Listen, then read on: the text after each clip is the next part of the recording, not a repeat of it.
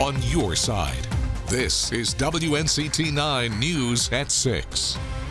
Hard to argue with the temperatures we had outside today. It was a pleasant feeling day of weather if you were not suffering from seasonal allergies, though. The pollen levels, of course, off the chart today. 72 degrees, though, currently in Greenville. We're eventually going to get some rainfall to settle some of the pollen, but not tonight. It's a dry evening of weather setting up, but clouds are definitely building. Off to the west, you see all kinds of rain and thunderstorm and severe weather activity showing up from Kentucky all the way down to the Gulf Coast states, where they have numerous tornado watches and warnings in effect.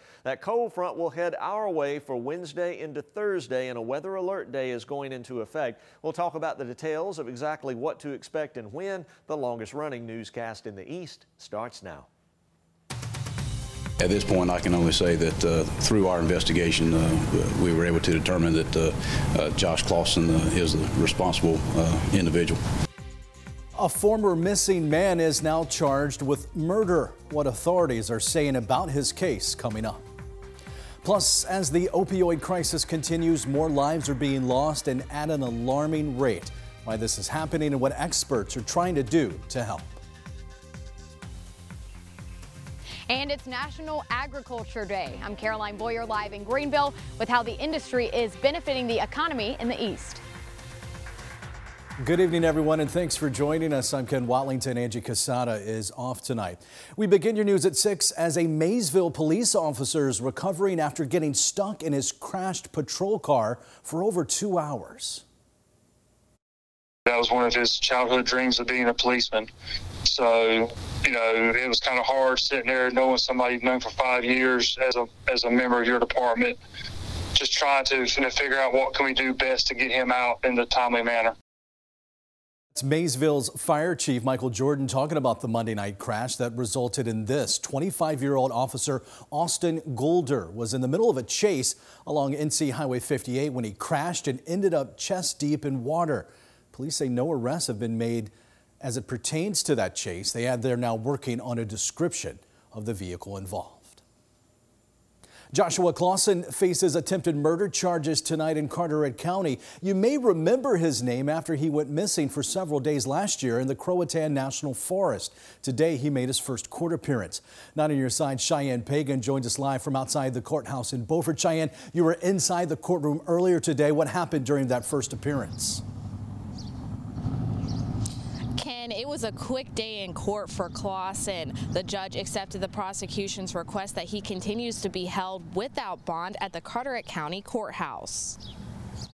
In the early morning hours of Sunday morning, our office was contacted about a body being discovered in the road on Harris Street behind the Circle K in the Morehead City area. Not a lot of details are being released at this point, but what we do know is that apparently Clausen knew the victim, 46-year-old Daniel Brisson. This is not a stranger situation. They knew each other, and so that's why we have these charges. Officials took Clausen into custody late Sunday night, a different situation than when he was found by law enforcement after going missing for 8 days last June. He was searched for by the Carteret County Sheriff's Office, first responders, military, volunteers, and many others for several days.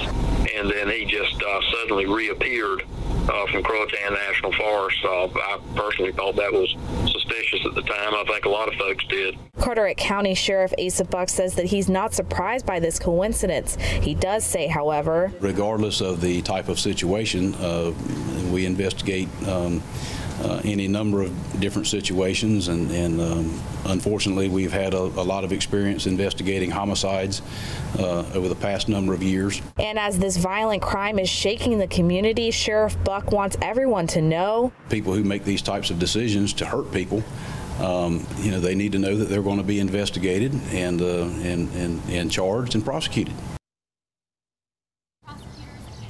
Clausen's next day in court will be on April 1st. Live in Beaufort, Cheyenne Pagan 9 on your side. Cheyenne, thank you. And happening right now, Carteret County Sheriff Asa Buck is hosting a town hall. Other community leaders are also in attendance to talk about that community in Carteret County and answer any questions residents may have. It's happening at the Downey Scout Center in Davis. People from around the county are welcome to attend. The nationwide drug crisis continues, and here in our state, we're seeing some grim numbers. A new report from the Department of Health and Human Resources shows there is a 40% increase in drug overdoses in 2020. They say the biggest factors include stress and challenges related to the COVID-19 pandemic. And with the 40% increase, this means about 9 North Carolinians are dying per day from drug overdoses. Health officials say at the beginning of the pandemic, we were seeing more abuse of prescription drugs. But this has changed with more people turning to the streets to purchase illegal drugs. The amount of heroin that people are going to, given the lack of supply coming out of the prescribers, is going up. And so the illegal, the underworld, is meeting the supply and demand from prescribers pulling back. NCDHHS says they're continuing statewide efforts to provide substance abuse education and resources. In Onslow County, the Board of Commissioners is taking action to help the mental health of young people across the county. During last night's commissioners meeting, they passed a handful of grants and motions. That includes a $1.1 million contract between the Onslow County Health Department of Social Services, and the Methodist Home for Children. This is an exciting opportunity for children and families that are involved with the Department of Social Services, because I truly believe that this will lead to healthier children that have had their trauma addressed, healthier families, and overall then a healthier community. Commissioners also accepted a grant to start a veterans treatment court, and they formally accepted a $29 million grant for improvements at the Albert J. Ellis Airport. The Sydney dive team is being honored for their work in the search for a plane crash that killed 8 people in Carteret County.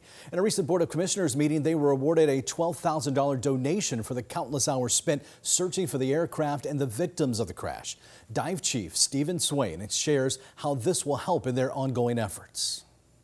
It better prepares us for future calls. We want to try to help as many people as we can, during their tragic experience of losing loved ones. They plan on using the money to get an additional diving helmet they need in order to expand their underwater search capabilities. It is National Agriculture Day, and today we're celebrating an industry that's very important to the economy here in eastern North Carolina. Now, your side's Caroline Boyer is live at the Pitt County Agricultural Center. And Caroline, how does this industry impact us here in the east? Ken, nearly everything we wear, eat, and use comes from the agriculture industry. Many of those products are made and grown right here in the east. You need agriculture right this second. If you're sitting in a wooden chair or walking on a wooden floor, if you're sitting on an upholstered sofa, if you're wearing clothes, it's not just food, it's also fiber. So that's the industry you can't survive without. Lorinda Overman is a 6th-generation farmer at Overman Farms in Goldsboro. She's part of only 2% of Americans growing food and fiber in our country. It's very rewarding to know that I'm contributing something positive, something needed and necessary. This is the 49th year the U.S. is recognizing farm workers for National Agriculture Day. In 2020, it was estimated that agriculture in North Carolina was valued at about $96 billion. Agriculture is one of the most important industries in the East.